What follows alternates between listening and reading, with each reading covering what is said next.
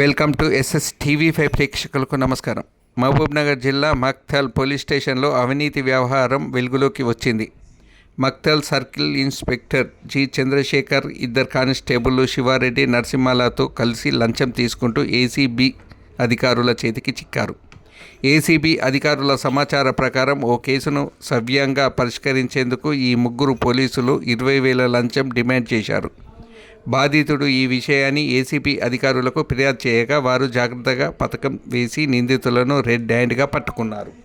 Police శాఖలో ప్రకంపనలు. ఈ ఘటన మహబూబ్నగర్ పోలీస్ డిపార్ట్మెంట్లో కలకలం రేపింది. మక్తల్ పోలీసులు ప్రజలకు రక్షణ కల్పించాల్సిన వారు అవినీతిలో మునిగి తేలడం పట్ల జిల్లా ప్రజలు ఆగ్రహం వ్యక్తం చేస్తున్నారు.